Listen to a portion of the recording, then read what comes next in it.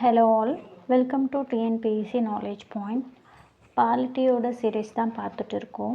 So book wise டாப்பிக்கில் 6th standard 7th standard ஃபுல்லாக complete பண்ணிட்டோம். ஸோ இன்றைக்கி நம்ம 7th ஸ்டாண்டர்ட் 8th ஸ்டாண்டர்டோட டாபிக் தான் பார்க்க போகிறோம், மாநில அரசு.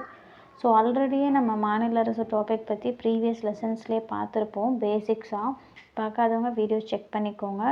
ஸோ இன்னைய லெசனில் நம்ம என்ன பார்க்க போகிறோம் அப்படின்னு பார்த்திங்கன்னா, ஸ்டேட் கவர்மெண்ட் எப்படி இருக்குது அண்ட் கவர்னரோடைய என்ன அவங்களுக்கு ரைட்ஸ் அதிகாரம் என்ன இருக்குது, அவங்களோட வேலைகள் என்னென்ன, அதுபோல் சிஎம்க்கு என்னென்ன அதிகாரம் இருக்குது, பணிகள் என்ன, மாநில சட்டப்பேரவைனா என்ன, மேலவைனா என்ன, மாநில நீதித்துறை எப்படி இருக்குது, இதை பற்றி தான் நம்ம இந்த லெசனில் பார்க்க போகிறோம். ஆல்ரெடியே நம்ம மாநில நிர்வாகம்னா என்னன்னு சில பேசிக்ஸ் டேர்ம் பார்த்துருக்கோம். அதிலிருந்தே நம்ம கொஞ்சம் அட்வான்ஸ்டான டாபிக்ஸ் இதில் பார்க்கலாம். ஃபர்ஸ்ட்டு எல்லாருக்குமே தெரியும், ஒரு கண்ட்ரின்னு இருக்குது அப்படின்னா நம்ம கண்ட்ரியில், இந்தியன் கண்ட்ரியில் 2 கவர்மெண்ட்டாக தான் இருக்குது. ஒன்று சென்ட்ரல் கவர்மெண்ட்டுன்னும் இன்னொன்று ஸ்டேட் கவர்மெண்ட்டுன்னு இருக்குது. ஸோ மத்திய அரசு, மாநில அரசுன்னு 2 வகை கவர்மெண்ட் இருக்குது. மொத்தமாக இந்தியாவில் 28 ஸ்டேட்ஸ் இருக்குது. அப்போ ஒவ்வொரு ஸ்டேட்டுக்குமே அவங்களுக்குன்னு ஒரு அட்மினிஸ்ட்ரேஷன் இருக்கும். அந்த அட்மினிஸ்ட்ரேஷனை கவனிச்சிக்கிறதுக்காக ஒரு கவர்மெண்ட் தேவைப்படுது. ஸோ அப்படி தான் இந்தியாவில் இருக்க 28 ஸ்டேட்டுக்குமே அவங்களுக்குன்னு ஒரு அட்மினிஸ்ட்ரேஷன் ரூலில் ஒரு கவர்மெண்ட் இருக்குது. அந்த கவர்மெண்ட்டுக்கு ஒரு 3 விஷயங்கள் முக்கியமானது. ஒன்று நிர்வாகம், சட்டமன்றம், நீதித்துறை. இது 3ம் சரியாக இருந்தால் தான் அந்த கவர்மெண்ட் அங்கே நல்லாயிருக்கும். ஸோ அப்போ அந்த நிர்வாகம்னு வரும்போது அந்த மாநில நிர்வாகத்துக்கு யாரெல்லாம் அந்த நிர்வாகத்துக்குள்ளார வருவாங்க அப்படின்னு பார்த்தோன்னா, ஆளுநர், முதலமைச்சர், அப்புறம் முதலமைச்சர் பேரில் அவங்க சஜெக்ட் பண்ணுற ஒரு அமைச்சரவை, மினிஸ்டர்ஸ் இருக்கிற ஒரு குரூப். ஸோ இவங்க 3 பேர் தான் அந்த நிர்வாகத்துக்கு அதிகமான அது கூட இருக்கிறவங்க, நிர்வாகத்துக்கு சம்மந்தப்பட்டவங்க அப்படின்னு சொல்லலாம். மாநில ஆளுநர் இந்த சட்டமன்றத்தோட ஒரு அங்கமாக இருக்கார். ஸோ சென்ட்ரல் ஸ்டேட்டுன்னு இருக்குது. ஸ்டேட்குள்ளார நிர்வாகம், சட்டமன்றம், நீதித்துறை, அதுலேயும் முக்கியமாக இவங்க 3 பேரும் முக்கியமான இம்பார்ட்டன்ஸாக இருக்காங்க. இப்போ ஃபர்ஸ்ட் நம்ம ஆளுநர் பற்றி பார்க்கலாம். ஆளுநரை மாநில அரசோட தலைவர் அப்படின்னு சொல்கிறோம். இவர் தான் மாநிலத்துக்கு தலைவராக இருக்கணும் அப்படின்னு இந்தியன் கான்ஸ்டியூஷன்லேயே சொல்லுது. இவரை யார் போஸ்ட் நியமிப்பாங்க அப்படின்னா குடியரசுத் தலைவர், பிரசிடெண்ட்டு தான் நியமிப்பார். ஆல்ரெடி நம்ம சொன்ன மாதிரி இவரை நம்ம நிர்வாகத்தோட தலைவராக சொல்கிறோம். ஆளுநரை பொறுத்த மட்டும் அவரை பெயரளவு தலைவர்னு தான் சொல்வோம். இவரோட பதவிக்காலம் பார்த்தோன்னா 5 வருஷம். அவர் ஆளுநராக இருந்தால் 5 வருஷத்துக்கு ஆளுநராக இருப்பார். அப்படி இருந்தாலுமே அவருக்கு பதவிக்காலம் முடிகிறதுக்கு முன்னாடியே கூட அவரை பதவி நீக்கலாம், குடியரசுத் தலைவராக நீக்கலாம், ஏதாவது காரணம், வேலிடான காரணங்கள் சொல்லி அவராகவே அவரோட பதவியை ராஜினாமா செய்யலாம். அப்படி இல்லையா, குடியரசுத் தலைவர் ஆளுநரோட பதவிக்காலத்தை நீட்டிக்கவும் செய்யலாம். அவர் நீக்கலாம், அவங்களா ராஜினாமா பண்ணலாம். அதுபோல் அவங்களோட பதவிக்காலம் 5 வருஷன்றதை 10 வருஷமாவோ இல்லை எக்ஸ்டெண்ட் பண்ணுறதுக்கான ரைட்ஸு ஒரு பிரசிடெண்ட் கிட்டே இருக்குது அப்படின்றது தான். அது இல்லாமல் அவங்க ட்ரான்ஸ்ஃபர் கூட பண்ணலாம். இப்போ ஃபார் எக்ஸாம்பிளுக்கு இப்போ கூட மார்ச் மந்தில் இங்கே இருந்த ரவி கவர்னரை இப்போ மாற்றிருக்காங்க இல்லையா. ஸோ இப்போ வேறு கவர்னர் இருக்காங்க இல்லையா, ராஜேந்திர விஸ்வநாத் சம்திங், அவங்க இப்போ கவர்னராக இருக்காங்க. ஸோ எஸ், அந்த மாதிரி பணியிடம் நீக்கிறதுக்குமான ரைட்ஸ் இருக்குது. ஸோ ஆளுநர் அவர் தான் தலைவர். அவரை குடியரசுத் தலைவர் நியமனம் பண்ணுறாரு. அவருக்கான பதவிக்காலங்கள் 5 ஆண்டுகள். அதுபோல் அவங்கள குடியரசுத் தலைவர் நினச்சா நீக்கம் செய்யலாம், அல்லது அவராகவே ராஜினாமா பண்ணிக்கலாம். அவங்களோட பதவிக்காலம், அவங்க நல்லா பெர்ஃபார்ம் பண்ணுறாங்கன்னா அவங்க பதவிக்காலத்தை இன்னமும் கூட நம்ம நீட்டிக்கலாம். அவங்கள வேறு கண்ட்ரிக்கு வேறு ஸ்டேட்டுக்கு அவங்கள அவங்க சேஞ்ச் பண்ணவும் கூட செய்யலாம். அண்ட் இதில் குடியரசுத் தலைவர் மாநில ஆளுநரை குடியரசுத் தலைவர் தான் நியமனம் செய்கிறாரு. அப்படி அவரை அப்பாயிண்ட் பண்ணும்போது சென்ட்ரல் கவர்மெண்ட்டோடைய அவங்க கொடுக்குற கைடன்ஸ் படி தான் இவங்கள இந்த இடத்துக்கு ஆளுநராக நியமனம் பண்ணணும் அப்படின்றத பண்ண முடியும். அதுபோல் பொதுவாக எங்கேயுமே ஒரே ஸ்டேட்டோடைய சிட்டிசனே ஒரே ஸ்டேட்டில் இருக்க நபரையே அதே ஸ்டேட்டுக்கு ஆளுநராக பெரும்பாலும் நியமிக்க மாட்டாங்க. பட் ஒரு ஆளுநராக இருக்கணும் அப்படின்னா அவங்களுக்குன்னு சில குவாலிட்டிஸ் இருக்குது. அவங்க கண்டிப்பாக இந்தியன் சிட்டிசனாக இருக்கணும். அதுபோல் 35 ஏஜ் கம்ப்ளீட்டாக இருக்கணும். ஒரு கவர்னர் ஆகணும், ஒரு ஆளுநர் ஆகணும் அப்படின்னா அவங்க 35 வயசு கம்ப்ளீட்டாக இருக்கணும். அண்ட் அவங்க நாடாளுமன்றத்தையோ பார்லிமெண்ட்லேயோ இல்லை லெஜிஸ்லேட்டிவ் அசம்பிளியோ உறுப்பினராக இருக்கக்கூடாது. இப்போ சிஎம் ஆகணும் அப்படின்னா அவங்க உறுப்பினராக இருக்கணும். பட் வந்து ஆளுநர் ஆகணும் அப்படின்னா அவங்க உறுப்பினராக இருக்க வேண்டிய அவசியம் இல்லை. ஸோ ஆளுநர் வந்து நிர்வாகத்துறை அவர் தான் வந்து தலைவர், நிர்வாகத் தலைவர். அவருடைய என்னென்ன ரைட்ஸ் எல்லாம் அவருக்கு இருக்குது அப்படின்றதெல்லாம் பார்த்தோம். இவங்களுக்கு இப்போ அதிகாரம், பணின்னு என்ன இருக்குது அப்படின்ற ரைட்ஸை வந்து இப்போ நம்ம பார்க்கலாம். அவர் வந்து நம்ம ஆல்ரெடி சொன்ன மாதிரி ஒரு பேரளவு நிர்வாகி தான். எப்படி குடியரசுத் தலைவர் பேரளவு தலைவராகவும் பிரதமர் தான் வந்து அங்கே நிர்வாகத்துக்கு உண்மையாக தலைவராக இருக்கிறோ, அந்த மாதிரி தான் இங்கே ஆளுநர் பேரளவு தலைவராக தான் இருப்பார். ஆனால் மற்றது எல்லாமே முதலமைச்சர்கிட்ட தான் இருக்கும். பட் இருந்தாலுமே நிர்வாக அதிகாரங்கள் எல்லாமே வந்து இந்த கவர்னர் சம்மந்தப்பட்டது தான். இவரோட பேரில் தான் மற்றது எல்லாமே நடக்கும். முதலமைச்சர் நியமனம் செய்கிறதா இருக்கட்டும், அமைச்சர்களை நியமனம் செய்கிறது, தலைமை வழக்கறிஞரை நியமனம் செய்கிறது, இல்லை அதோட உறுப்பினர்கள் டிஎன்பிஎஸ்சி அரசு பணியாளர் தேர்வாணையத்தோட தலைவர் அவங்களோட உறுப்பினர்கள் இது எல்லாமே நியமனம் செய்கிறது ஆளுநர் தான். ரொம்ப முக்கியமாக ஆளுநர் வந்து குடியரசுத் தலைவர் சட்டப்பிரிவு அரசியலமைப்பு கான்ஸ்டியூஷன் படி 356 ஆக்டில் குடியரசுத் தலைவர் ஆட்சியை ஏற்படுத்த முடியும் பேஸ்ட் ஆன் கவர்னரோட ஒரு அறிக்கை இருந்துச்சு அப்படின்னா. இது என்ன 356 ஆக்ட் அப்படின்னா, இப்போ சப்போஸ் இது வந்து அவசர நிலை பிரகடனம்னு சொல்லுவோம். ஒரு கட்சி வந்து இருக்குது, பட் வந்து நமக்கு தெரியும் பெரும்பான்மை கட்சியோட தலைவர் தான் வந்து முதலமைச்சராக நியமனம் பண்ணுறாங்க. பட் ஆனால் இப்போ ஒரு கட்சி 100 வேட்பாளர் 118 நமக்கு தேவை 118 வேட்பாளர் வச்சு ஒரு கட்சியோட தலைவர் அங்கே போய் சிஎம் ஆகிட்டாங்க. பட் ஆனால் அந்த கட்சிக்குள்ளார இருக்க உறுப்பினர்கள்லாம் அவங்களுக்கு சப்போர்ட் பண்ணணும்னு நினைக்கல அப்படின்னா அந்த இடத்துல வந்து ஒரு சுமூகமான சூழல் நிலவாது. அப்போ வந்து ஒரு அரசியலமைப்புக்கு எதிராகவோ இல்லை அங்கே குழப்பம் நிறையா இருக்குது அப்படின்னும் இருந்தால் இந்த 357 ஆக்ட் வந்து செயல்படுத்துவாங்க. மற்ற இது தாண்டி பல்கலைக்கழக யூனிவர்சிட்டிஸ்க்கெல்லாம் வேந்தர்களை நியமனம் செய்கிறது, சட்டமன்றத்தை கூட்டத்தை கூட்டுறது, ஒத்தி வைக்கிறது இல்லை கலைக்கிறது, இந்த ரைட்ஸ் எல்லாம் இவருக்கு இருக்குது. அதுபோல் பண மசோதா கொண்டு வரத்துக்கும் இவருக்கு ரைட்ஸ் இருக்குது. பண மசோதான்னா என்னது, இப்போ நம்ம இதுக்கு வரி வேணும் இல்லை வரி வேணாம் இல்லை வரியோட பர்சன்டேஜ் வந்து அதிகமாகுது, இந்த மாதிரியான விஷயங்கள்லாம். ஸோ சட்டமன்றத்தை பொறுத்த மட்டும் 2 இருக்கலாம். சில இடத்துல 2 அவைகள் இருக்கும், மேலவை கீழவை. இந்த மாதிரி நேரத்தில் சப்போஸ் சட்டமன்றம் ஒரு வருஷத்துக்கே 2 or 3 டைம்ஸ் தான் இருக்கும். சப்போஸ் அது வந்து சட்டமன்றம் கூடுற டைம் இல்லை, திடீர்னு வந்து சட்டமன்றம் கூட்டணும் அப்படின்னா அதுக்கான ரைட்ஸ் வந்து கவர்னருக்கு இருக்குது. அதுபோல் சட்டமன்றத்தில் இந்த ஆங்கிலோ இந்தியர் செலக்ட் பண்ணணும். சப்போஸ் அவங்களுக்கு பெரும்பான்மை இல்லைன்னா அவங்களையும் செலக்ட் பண்ணுறதுக்கான அதிகாரம் ஆளுநருக்கு இருக்குது. 2 ஈரவையாக இருக்கிற இடத்துல சட்ட மேலவையும் ஒன்றும் சட்டப்பேரவையும் இருக்கும். அந்த மேலவைக்கு அறிவியல், இலக்கியம், கலை, சமூக சேவை இது சம்பந்தமான பிரதிநிதிகளை நியமிக்கிறதும் இவருடைய பங்கு இருக்குது. பிரதிநிதித்துவ அடிப்படையில் நியமனம் செய்கிறாரு. லைக் வந்து பார்லிமெண்ட்டில் இருக்க ராஜ்யசபா மாதிரி தான். இந்த மாநில அரசாங்கத்தில் நிதிநிலை அறிக்கை ஒன்று வருது அப்படின்னா சட்டமன்றத்தில் ஃபஸ்ட்டு சமர்ப்பிக்கணும். அது ஆளுநருடைய ஒப்புதல் இருந்தால் மட்டும்தான் அது பண மசோதாவாக வந்து எல்லா மசோதாவுக்குமே ஆளுநரோட ஒப்புதல் வந்து கண்டிப்பாக தேவைப்படுது. அதுபோல் மாநில அரசோட எதிர்பார்க்காத செலவு இருக்கும், திடீர்னு வர மாதிரி செலவுகள், இது எல்லாமே வந்து ஆளுநரோட கட்டுப்பாட்டில் தான் இருக்கும். ஸோ நிர்வாகம் மொத்தமாகவே வந்து ஆளுநர் கட்டுப்பாட்டில் தான் இருக்கும். பட் ஓவராலாக ஆளுநரோட ஸ்டேட்டஸ் எப்படி இருக்குது அப்படின்னு பார்த்தோம்னா, எப்படி பிரசிடெண்ட்டுக்கு வந்து பேரளவு தலைவராகவும் பிரைம் மினிஸ்டர் வந்து உண்மையான தலைவராகவும் இருக்காங்களோ அந்த மாதிரி தான் மாநில ஆளுநரும். பட் அவர் பெயரளவு தலைவராக இருந்தாலும் எல்லா இடத்துலையுமே அவர் வந்து பெயரளவு தலைவராகவே இருக்கிறது கிடையாது. சில இடங்களில் அவருக்குன்னு சில ஸ்பெஷல் அதிகாரங்கள்லாம் இருக்குது. அதை வந்து அவங்க சில தேவைப்படுற இடங்களில் கரெக்டாக பயன்படுத்த தான் செய்கிறாங்க. இவர் வந்து முக்கியமாக ஆளுநர் மத்திய அரசுக்கும் மாநில அரசுக்கும் இடையில ஒரு முகவராக தான் இருக்காங்க. ஐ மீன் 2 கவர்மெண்ட்டுக்கும் இடையில ஒரு உறவுகளை பராமரிக்கிறதுக்கான பொறுப்பு வந்து அவர்கிட்ட தான் இருக்குது. இவர் சில நேரம் வந்து அமைச்சரவைக்கு ஆலோசனை கொடுக்கறது, இந்த மாதிரியான வேலைகளும் செய்கிறாங்க.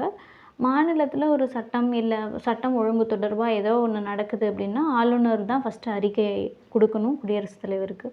அதை வச்சு தான் குடியரசுத் தலைவர் வந்து அந்த மாநிலத்தில் என்ன மாதிரி சுச்சுவேஷன்ஸ் இருக்குது அப்படின்னு பார்த்துட்டு நெருக்கடி நிலை தேவைப்பட்டுச்சுன்னா அனௌன்ஸ் பண்ணுவாங்க. அப்படி நெருக்கடி நிலை அனௌன்ஸ் பண்ணிட்டாங்கன்னா மாநிலத்தில் இருக்க அமைச்சரவை எல்லாம் கேன்சல் ஆகிடும். இது வந்து ஒரு டெம்பரரி சொல்யூஷன் தான். கொஞ்ச நாளுக்கு அப்புறம் திரும்ப அந்த மாநிலத்துக்கு ஏற்ற கவர்மெண்ட்டை வந்து க்ரியேட் பண்ணுறதுக்கான சுச்சுவேஷன்ஸ் தேர்தல்லாம் வந்து நடைபெறும். பட் வந்து அங்கே சட்டம் ஒழுங்கு சரியாக இல்லை அப்படின்னா வந்து அவங்களுக்கு அந்த நெருக்கடி நிலையை அறிவிக்கிறதுக்கான ரைட்ஸ் இருக்குது. நெக்ஸ்ட் வந்து முதலமைச்சர் பார்க்கலாம். ஸோ ஆளுநர் மாதிரி முதலமைச்சர் வந்து அடுத்த கட்டமாக இவருக்கு வந்து முதலமைச்சருக்கு தான் வந்து உண்மையான தலைவர். இவரோட பதவிக்காலம்ன்றது ஒரு நிலையான ஒன்று கிடையாது. ஏன் இது நிலையானது கிடையாதுன்னா, நமக்கு தெரியும் முதலமைச்சர் வந்து பெரும்பான்மை கட்சியோட தலைவர் தான். சப்போஸ் அந்த சட்டமன்றத்தில் பெரும்பான்மை பலம் அவருக்கு இல்லை அப்படின்னா ஒரு பதவி பலம் இருந்துச்சுன்னா நீடிக்கலாம். பலம் இல்லைன்னா அவர் கண்டிப்பாக பதவியை விட்டு விலகி தான் ஆகணும். அவர் பதவி விலகுறாரு, சிஎம் வந்து பதவி விலகுறாங்கன்னா அவங்க க்ரியேட் பண்ண அந்த அமைச்சரவையும் அங்கே யூஸ் கிடையாது. ஸோ ஒட்டுமொத்தமாக திரும்ப கலைஞ்சி தான் மாறுற மாதிரி இருக்கும். இவர் வந்து ஒரு உறுப்பினராக இருக்கணும். நம்ம ஆல்ரெடி சொன்ன மாதிரி சப்போஸ் அவர் சட்டமன்ற உறுப்பினராக இல்லைன்னா 6 மந்த்துக்குள்ளார அவர் சட்டமன்ற உறுப்பினராக தேர்ந்தெடுக்கணும் அந்த இதில். அண்ட் முதலமைச்சருக்குன்னு என்னென்ன அதிகாரங்கள் இருக்குதுன்னா, இவர் வந்து ஒரு தலைமை நிர்வாகி அப்படின்னு சொல்கிறோம். ஆல்ரெடி ஒரு நிர்வாக தலைவர், இவர் தலைமை நிர்வாகி. முக்கிய முடிவுகள் சிலதெல்லாம் சிஎம் தான் வந்து இருக்கிறாங்க. அமைச்சரவையை உருவாக்குறது, ஒரு சிஎம்க்கு பெரும்பான்மையோட ஒரு சிஎம்க்கு பெரும்பான்மையோட தலைவராக அவர் இருக்கார் அப்படின்னா அவருக்கு தகுந்தாப்பில் அமைச்சர்களை அவர் செலக்ட் பண்ணிக்க முடியும். அதுபோல் பல துறைகளை வந்து செக் பண்ணி அவங்கவுங்களுக்குன்னு துறைகளுக்கான ஒதுக்கீடு செய்கிறதோ நடவடிக்கைகள் செய்கிறதோ இதெல்லாம் முதலமைச்சரோட வேலை. அரசாங்கத்துக்குன்னு சில கொள்கைகளை உருவாக்குறது, அந்த கொள்கைகள் மக்கள் நலனுக்கு ஏற்ற மாதிரி இருக்கா, மக்கள் நலனுக்கு எதிராக இல்லாமல் இருக்கிறதா இருக்கா, இதெல்லாம் வந்து அவர் உறுதி செய்கிறதா இருப்பார். உயர் பதவிகள்லாம் வந்து நியமனம் செய்வாங்க. முக்கிய அதிகாரங்கள் இருக்கவங்கெல்லாம் முதலமைச்சர். அவங்க அமைச்சரோட ஆலோசனையின்படி ஆளுநர்கிட்ட சொல்லி உயர் அதிகாரிகள்லாம் நியமனம் செய்கிறதும் முதலமைச்சருடைய பணி தான். நெக்ஸ்ட்டு வந்து நம்ம மாநில சட்டமன்றம் பார்க்கலாம். இந்தியாவில் மாநில சட்டமன்றம்ன்றது ஆளுநர் 1 அல்லது 2 அவைகளை கொண்டு இருக்கும். அதாவது ஈரவை சட்டமன்றம் பார்த்தோம் இல்லையா, மேலவை கீழவை சொல்லிட்டு. பட் நம்ம தமிழ்நாட்டில் ஒரே ஒரு அவை தான் இருக்குது. ஓரவை சட்டமன்றம் தான், கீழவை மட்டும்தான் இருக்குது. பட் சில இடங்களில் ஈரவை இருக்குது. சட்டமன்ற மேலவை கீழவைன்னு இருக்கும். கீழவை அப்படின்றத சட்டமன்ற பேரவை அப்படின்னு சொல்லுவோம். எங்கெல்லாம் இந்த ஈரவை சட்டமன்றம் இருக்குது அப்படின்னா, ஆந்திர பிரதேசம், மகாராஷ்டிரா, தெலுங்கானா, கர்நாடகா, உத்தரப்பிரதேசம், பீகார் இந்த 6 ஸ்டேட்டில் மட்டும்தான் ஈரவை இருக்குது. மற்ற எல்லா இடத்துலையும் ஒரே அவை தான், கீழவை மட்டும்தான்.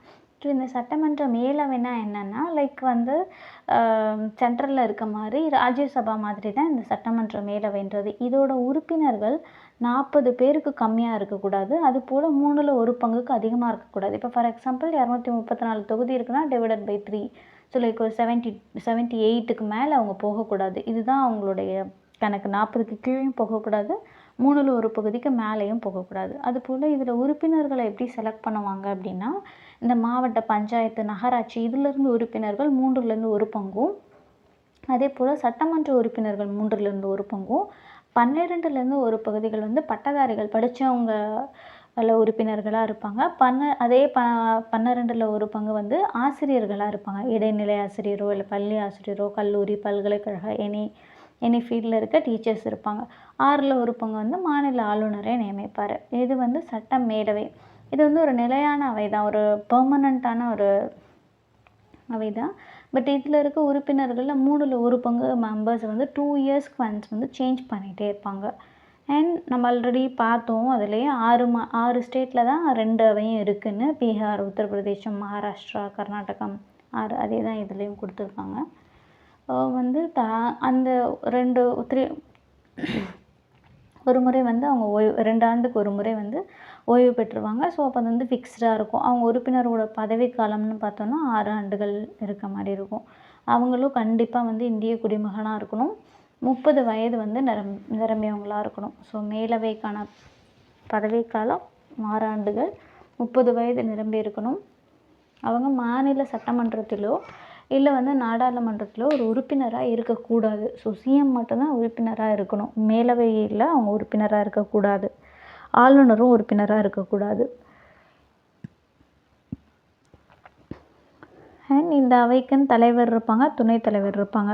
தலைவர் இருந்தால் அவங்களே ஒர்க் பார்த்துப்பாங்க. அவர் இல்லாத சமயத்தில் துணைத் தலைவர் தான் வந்து அந்த வேலைகளை பார்க்கணும். அடுத்தது சட்டமன்ற பேரவை, கீழவை. நம்ம தமிழ்நாட்டில் இதுதான் இருக்குது. இதில் இருக்க உறுப்பினர்கள்லாம் எம்எல்ஏ அப்படின்னு சொல்லுவோம். ஒவ்வொரு தொகுதிகளாக பிரிக்கப்பட்டு சட்டமன்ற தொகுதிகள்னு இருக்கும். ஒவ்வொரு சட்டமன்ற தொகுதிகளும் ஒரு வேட்பாளர் இருப்பாங்க. இந்த தொகுதி பிரிக்கிறது வந்து 1,00,000த்துக்கு அதிகமான மக்கள் இருக்கிறது தான் ஒரு சட்டமன்ற தொகுதியாக இருக்கும். ஒவ்வொரு வேட்பாளர்கள் 234 தொகுதினா 234 வேட்பாளர்கள் இருப்பாங்க. 234 எம்எல்ஏஸ் இருப்பாங்க. இங்கே வேட்பாளர்கள் வந்து இருக்காங்கன்னா அவங்க போய் மக்கள்கிட்ட கேட்பாங்க, நேரடியாக அவங்களுக்கு ஓட் பண்ண சொல்லி. இந்த வேட்பாளர்களுக்கான வயது வரம்பு 25 வயது இருந்தால் போதும். ஒரு வேட்பாளர் ஒன்றுக்கும் மேற்பட்ட தொகுதிகளில் கூட போட்டிடலாம். இப்போ ஃபார் எக்ஸாம்பிள் இப்போ கூட டிவிகேவோட தலைவர் விஜய் வந்து 2 இடத்துலையும், திருச்சி கிழக்குலேயும் சென்னை பெரம்பூர்லேயும் அந்த மாதிரி 2 இடத்துட்டு 1க்கும் மேற்பட்ட இடத்துலையும் அவங்க போட்டியிட முடியும். ஒருவர் வந்து எந்த கட்சியிலையுமே இல்லாமல் கூட அவங்க போட்டியிடலாம். அவங்க சுயேட்சை வேட்பாளர்னு சொல்லுவோம். அவங்களுக்குன்னு ஒரு சின்னம் வந்து ஒதுக்குவாங்க. அவங்க வந்து சுயேட்சை வேட்பாளராகவே இருந்தாலும் கூட அவங்களுக்குன்னு ஒரு சின்னம் வந்து கண்டிப்பாக ஒதுக்குவாங்க. அவங்க தேர்தலில் ஓட் பண்ணணும் அப்படின்னா 18 ஏஜ் கம்ப்ளீட்டாக இருக்கணும். அதுபோல் ஒரு மாநிலத்தோட சட்டமன்றத்தில் 500 உறுப்பினர்களுக்கு மேலே இருக்கக்கூடாது. அதுபோல் 60க்கு குறைவாக இருக்கக்கூடாது. இந்த லிமிட்டில் தான் அவங்க மெயின்டைன் பண்ணணும். அதுக்குள்ளாரையும் சில பிரிவுகள் இருக்கணும். அட்டவணை பிரிவினர், பழங்குடியினர் இவங்களுக்கெல்லாம் இடஒதுக்கீடு இருக்கணும். இப்போ நம்மவே எலெக்ஷன் பண்ணும்போது எலெக்ஷன் தனி தொகுதிகள்னு இருக்கணும். ஸோ இதெல்லாம் வந்து இடஒதுக்கீடுக்கான ஃபேக்ட்ஸ் தான். ஸோ இப்படி தான் வந்து அது இருக்கணும் தேர்தல் நடைமுறையிலேயே. இதோட பதவிக்காலம் 5 ஆண்டுகள்னு நமக்கு தெரியும். பட் ஆனால் சட்டமன்றத்தோட பதவிக்காலம் அவங்களுடைய முடியறதுக்கு முன்னாடியே ஆளுநர் வந்து அதனை கலைச்சி புதிய தேர்தல் கூட ஒரு வைக்கிறதுக்கான ரைட்ஸ் ஆளுநருக்கு இருக்குது. சட்டமன்ற கூட்டத்தில் சபாநாயகர்னு இருப்பாங்க. அவங்க தான் இந்த லீட் பண்ண ஸ்பீக்கர்னு சொல்லுவோம். மற்றவங்க அந்த கூட்டம் கூட்டி அதில் பேசுகிறதெல்லாம் அவங்க தான் பார்ப்பாங்க. ஸோ இப்போ லாஸ்ட்டு எலெக்ஷனுக்கு முன்னாடி அப்பாவுன்ற ஒரு சபாநாயகராக இருந்தார். மாநில அமைச்சரவையில் பெரும்பான்மை கட்சியோட தலைவர் தான் முதலமைச்சராக தேர்ந்தெடுக்கிறோம். தமிழ்நாட்டில் 234 தொகுதிகளில் 118க்கும் அதிகமாக யார் இருக்காங்களோ அவங்க தான் முதலமைச்சராக இருப்பாங்க. அவங்க வந்து ஏதாவது ஒரு உறுப்பினராக இருக்கணும். மாநில அரசாங்கத்துக்குன்னு என்ன செயல்பாடுகள் இருக்குன்னா, ஒரு உறுப்பினர் சட்டமன்றத்தில் உறுப்பினர்களாக அவங்க இருக்காங்கன்னா அவங்க வந்து சட்டமன்ற உறுப்பினர் கூட்டத்தில் கலந்துக்கணும். அதுபோல் சட்டமன்ற கூட்டம் 2 இல்லைனா 3 முறை தான் கூடும். சட்டங்களை இயற்றுறது இல்லை சட்டத்துக்கான முக்கிய பணி மாநில பட்டியலில் வந்து துறைகள் சம்மந்தப்பட்ட சட்டத்தை இயற்றுறது, நெருக்கடி இதெல்லாம் வந்து இவங்க செய்யணும். பட் நெருக்கடி நிலை நடைமுறையில் வந்துச்சுன்னா இவங்களுக்கு இந்த சட்டம் இயற்ற அதிகாரம்லாம் இருக்காது.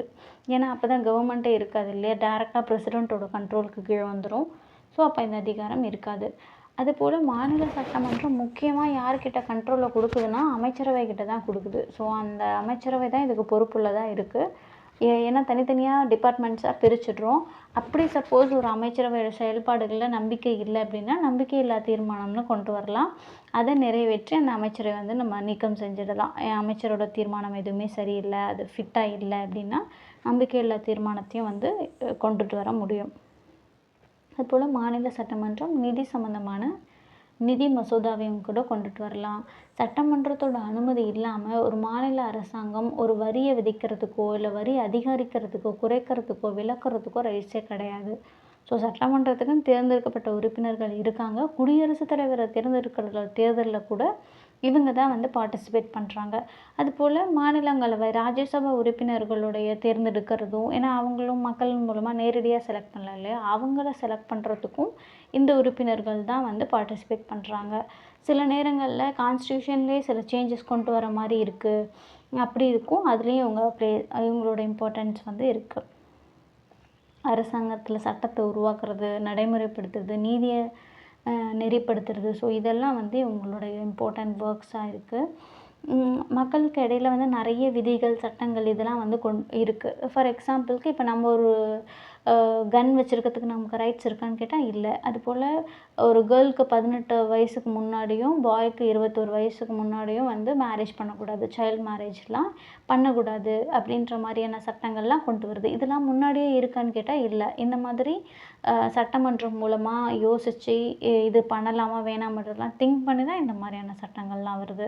அதுபோல் நிறைய விஷயங்களில் பொதுப்பணி, கல்வி, சட்டம் ஒழுங்கு இந்த பற்றிய விவாதங்கள் எல்லாமே வந்து சட்டமன்ற உறுப்பினர்களுக்கு இடையில நடக்குது.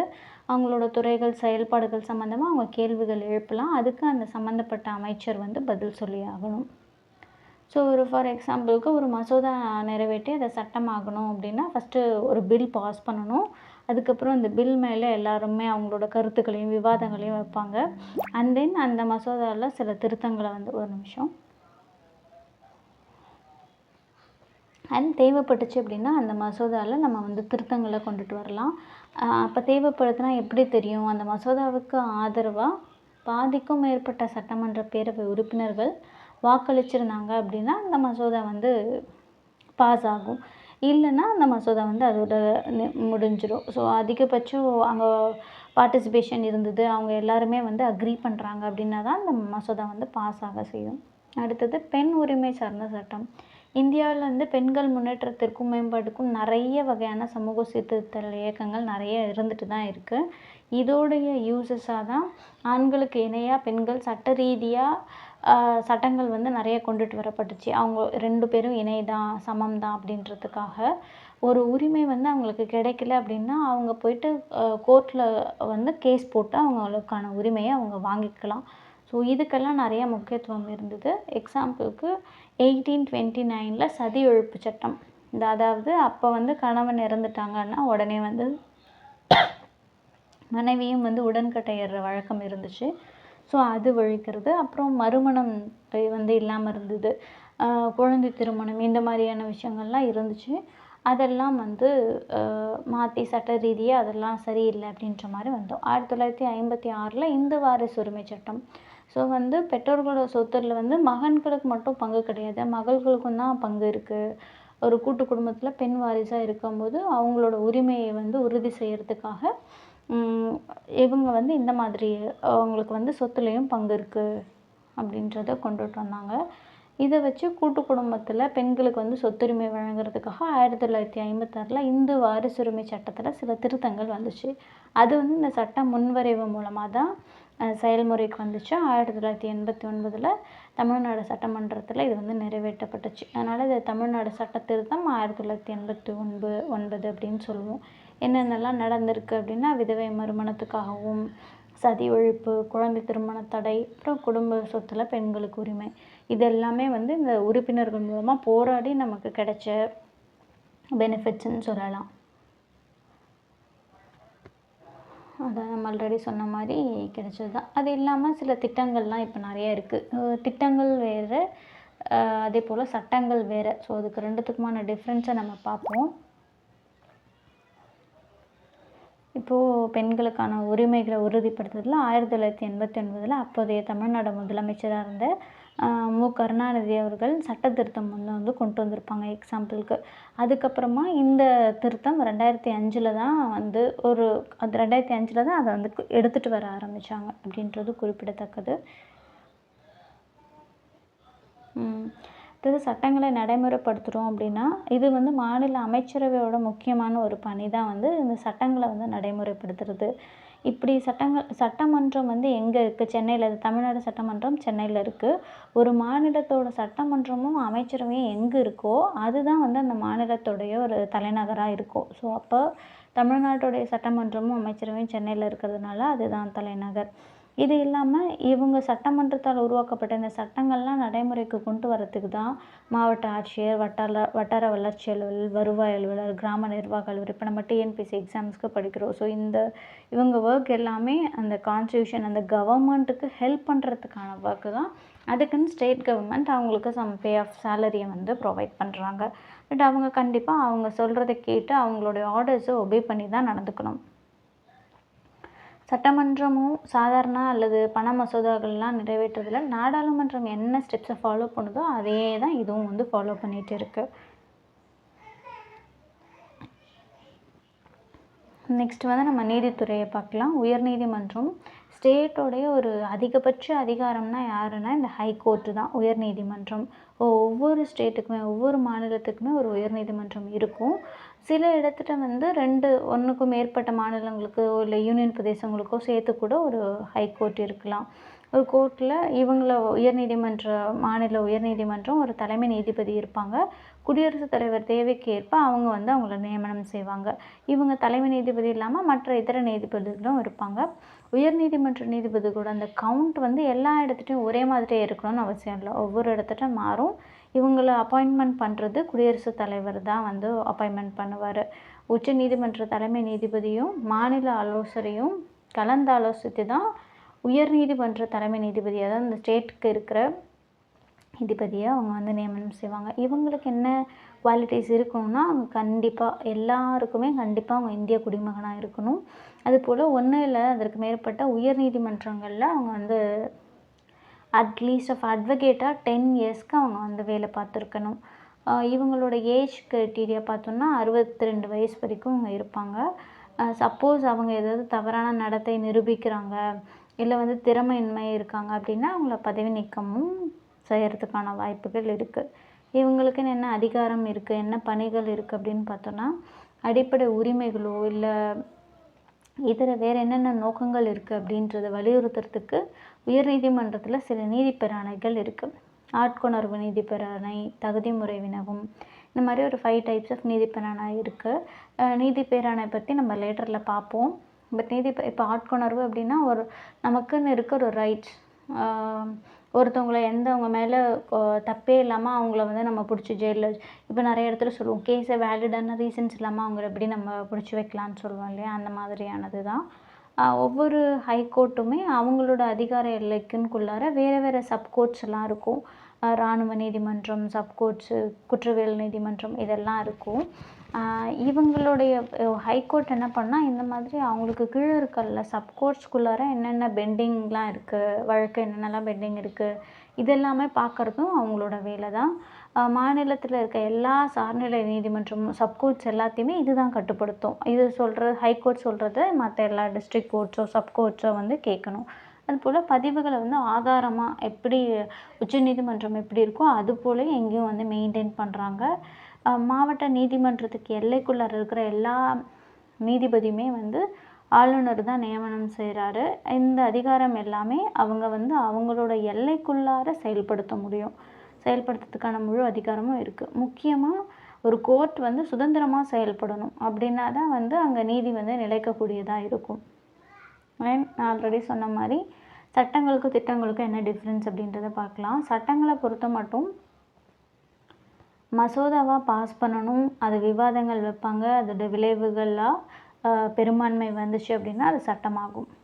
இதுவே திட்டங்கள்னு பொறுத்த மட்டும் அந்த அரசு வந்து மக்களுக்குன்னு சில கொள்கைகளை கொடுக்கணும், ஒரு குறிப்பிட்ட பிரிவினருக்கு மட்டும் யூஸ்ஃபுல்லாக இருக்க மாதிரியான சில ஸ்கீம்ஸை ப்ரொவைட் பண்ணுறது தான் திட்டங்கள் அப்படின்னு சொல்கிறோம். ஃபார் எக்ஸாம்பிளுக்கு இப்போ கல்விக்காக நான் முதல்வன் திட்டம், இந்த மாதிரி திட்டங்கள்லாம் கொடுக்குறாங்கல்ல, புதுமை பெண் திட்டம், இந்த மாதிரிலாம் திட்டம் அந்த அரசு வந்து ஒரு குறிப்பிட்ட பிரிவினருக்கு யூஸ்ஃபுல்லாக இருக்க மாதிரி கொடுக்கறது. மக்களாட்சி முறை நடைமுறைப்படுத்துகிற நாட்டில் சட்டம் இயற்றும்போது பெரும்பான்மை வேணும், இருந்தால் தான் அது சட்டமாக வரும். பட் இதுவே திட்டம் செயல்படுத்தும் போது அப்படிலாம் இல்லை. புது புது திட்டங்கள் வந்து அந்த அமைச்சரவை மூலமாகவே அவங்க தீர்மானங்களை எடுத்துப்பாங்க. சட்டங்கள் வந்து அதே போல் எதுக்குன்னு வந்து இது போகணும், திட்டம் வந்து எக்ஸிக்யூட் ஆகணும் அப்படின்னா அந்த டிபார்ட்மெண்ட் வழியாக நம்ம அப்ளை பண்ணால் போதும். பட் இதுவே சட்டமாக இருந்துச்சுன்னா அந்த உரிமை நமக்கு கிடைக்கலன்னா நம்ம கோர்ட் மூலமாக தான் போயிட்டு இந்த சட்டம் இருக்குது அப்படின்றத சொல்லி நம்ம வாங்க முடியும். ஸோ கம்ப்ளீட் பண்ணியாச்சு. ஒரு டைம் நம்ம ஃபாஸ்ட்டாக இதுவரை என்னென்ன பார்த்துருக்கோம் அப்படின்றத ஒன்ஸ் ஒரு ரீகால் பண்ணிக்கலாம். அண்ட் தென் லேட்டர் நம்ம கொஷின்ஸை பார்க்கலாம். ஸோ ஃபர்ஸ்ட் நம்ம வந்து மாநில அரசு அப்படின்றது என்ன மாதிரி அமைப்பில் இருக்குது அப்படின்னு பார்த்தோம். மாநில அரசை பொறுத்த மட்டும் நமக்கு மத்திய அரசு மாநில அரசுன்னு 2 இருக்கும். 28 ஸ்டேட்ஸ் இருக்குது. நிர்வாகம், சட்டமன்றம், நீதித்துறை. அதுலேயும் நிர்வாகத்தில் முக்கியமாக ஆளுநர், முதலமைச்சர், அப்புறம் அமைச்சர்கள் வந்து இருக்காங்க அப்படின்னு பார்த்தோம். அதில் நிர்வாகம் அப்படின்னு வரும்போது ஆளுநர் வந்து தலைவராக இருக்காது, அவர் தான் நிர்வாக தலைவர். பேரளவு தலைவராக இருக்கார் அப்படின்னு பார்த்தோம். இவருக்குன்னு என்னென்ன எலிஜிபிலிட்டிஸ் இருக்குது, அவங்க வந்து இந்திய குடிமகனாக இருக்கணும், 35 வயதாக இருக்கணும், நாடாளுமன்றத்துலேயோ சட்டமன்றத்துலேயோ அவங்க வந்து பொறுப்பில் இருக்கணும். அப்புறம் இவங்களுக்குன்னு என்ன பணிகள் இருக்குது, 356 ஆக்ட் வந்து என்ன சொல்லுது, பண மசோதான்னா என்ன, பண மசோதாவை எப்படி நிறைவேற்றலாம், மாநில சட்டமன்ற பேரவை மேலவைனா என்ன, மேலவையில் என்ன, மேலவைனா எப்படி இருக்கும், நம்ம தமிழ்நாட்டில் என்ன ஃபாலோ பண்ணுறோம், கீழவையா பேரவைனா என்ன. அடுத்தது முதலமைச்சர்ன்ற ஒரு தலைவர், அவருக்குன்னு என்ன பணிகள் இருக்குது, அதிகாரங்கள் என்ன இருக்குது, இப்படிலாம் பார்த்தோம். சட்டமன்ற பேரவை வந்து எந்தெந்த இடங்கள்லாம் சட்டமன்ற பேரவை இருக்குது, சட்டமன்ற கீழவைனா என்ன, சட்டமன்ற பேரவையோட உறுப்பினர்களை எப்படி வந்து செலக்ட் பண்ணுறாங்க, உறுப்பினர்களோட கவுண்ட் எவ்வளோ இருக்கணும், எந்த ரேஞ்சிலேருந்து எந்த ரேஞ்ச் வரைக்கும் இருக்கலாம். ஸோ இதெல்லாம் வந்து நம்ம மாநில சட்டமன்றத்தோட பிளாக்கில் பார்த்தோம். அண்ட் இவங்களுக்கான தகுதிகள் என்னென்ன தகுதி இருந்தால் சட்டமன்ற மேலவை உறுப்பினராக இருக்கலாம், சட்டமன்ற பேரவைக்கு சட்டமன்ற உறுப்பினர்கள் எம்எல்ஏஸ் என்ன, அவங்கெல்லாம் எப்படி போட்டியிடுவாங்க, சுயேட்சை வேட்பாளர்ன்றவங்க யார், அவங்களுக்கு சின்னம் கொடுப்பாங்களா, ஒரு தேர்தலில் போட்டியிடுறதுக்கு எவ்வளோ ஏஜ் இருக்கணும், ஓட் பண்ணுறதுக்கு என்ன ஏஜ் இருக்கணும், சட்டமன்றத்தில் வேறு என்னென்ன க்ரைட்டீரியா படிலாம் செலக்ட் பண்ணுறாங்க, மாநில அமைச்சரவை எப்படி இருக்கும், எத்தனை சட்டமன்ற தொகுதிகள் இருக்குது, எவ்வளோ தொகுதிகளுக்கு அதிகமாக ஜெயிச்சா அவங்க முதலமைச்சர் ஆக முடியும், பெரும்பான்மை கட்சின்றது என்னது, எப்படி ஆட்சி அமைப்பாங்க, அதில் செயல்பாடுகள் எப்படி இருக்கும், சட்டங்கள் வந்து எப்படி ஏற்றுறாங்க. ஸோ இதெல்லாம் வந்து நம்ம இதில் பார்த்துருக்கோம்.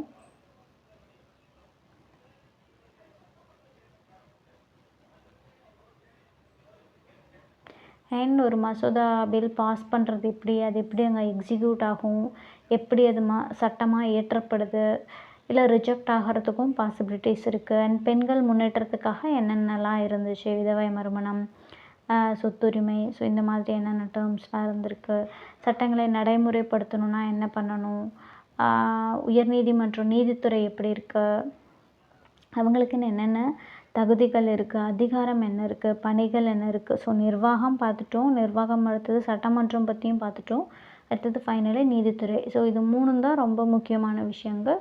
ஸோ நிர்வாகத்தை பற்றியும் சில விஷயம் பார்த்துருக்கோம், சட்டமன்றம் பற்றியும் சில விஷயங்கள் பார்த்துருக்கோம், ஃபைனலி நீதித்துறை பற்றியும் சில விஷயங்களை பார்த்துருக்கோம். இது 3 செக்டாரையும் ரீகால் பண்ணிக்கோங்க. இது வந்து ரொம்ப இம்பார்ட்டண்ட்டான ஸ்டேட் கவர்மெண்ட் பற்றி இம்பார்ட்டண்ட்டாக தெரிஞ்சுக்க வேண்டிய விஷயங்கள் தான் இந்த லெசனில் ஃபுல்லாகவே இருந்திருக்குது. மீன்ஸ் நம்ம கொஷின்ஸ் நமக்கு தெரியுதா அப்படின்றத பார்க்கலாம்.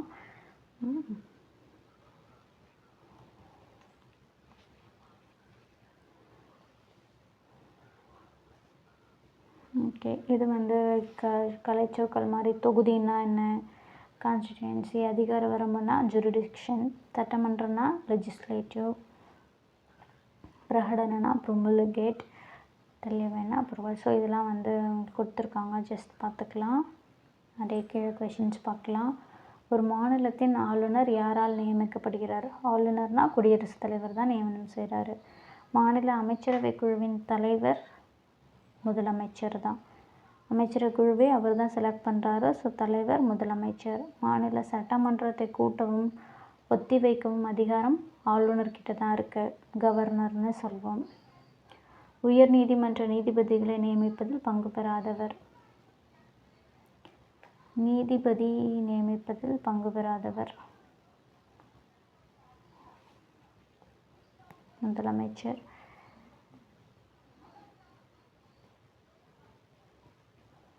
உயர் நீதிமன்ற நீதிபதியின் ஓய்வு பெறும் வயது 62.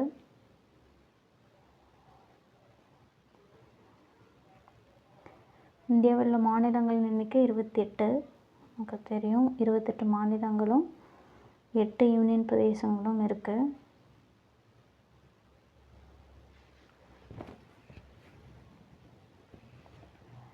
நெக்ஸ்ட் கொஷின் பார்க்கலாம். ஆளுநரின் பதவிக்காலம் 5 ஆண்டுகள். மாவட்ட நீதிபதிகள் டேஷால் நியமிக்கப்படுகின்றனர். மாவட்ட நீதிபதிகளை கவர்னர் தான் அப்பாயிண்ட் பண்ணுறாரு. ஆளுநர் ஒரு மாநிலத்தின் நிர்வாகத் தலைவர் ஆவார். ஒருவர் சட்டப்பேரவை உறுப்பினர் ஆகணும் அப்படின்னா 30 வயசு அடைஞ்சிருக்கணும்.